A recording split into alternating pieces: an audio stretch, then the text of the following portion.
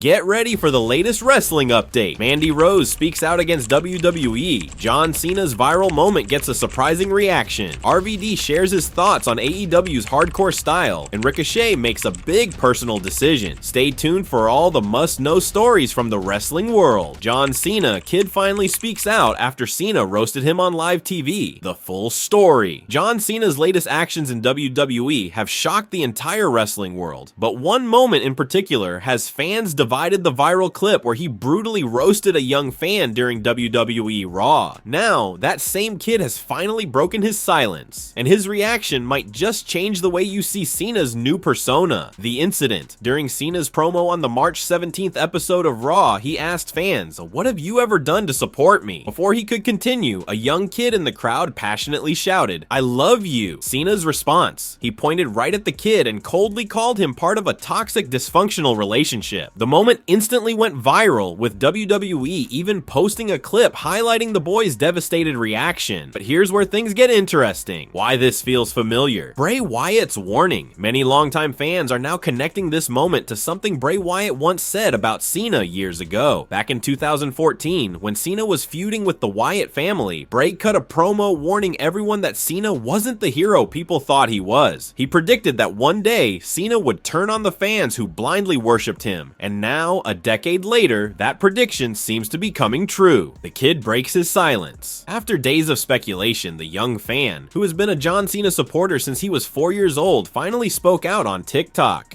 Instead of being upset, he showed true wrestling fan spirit, saying, "John Cena has been my hero for 10 years, and he still is. When he pointed at me, I felt proud. Sure, he called me toxic, but that's his character as a heel. I get it. For me, John Cena is still the greatest." Fans react. Is this the end of hustle, loyalty, respect? Many fans are praising the kid for being a true wrestling fan who understands storytelling, but others are wondering, is this just the beginning of an even darker John Cena?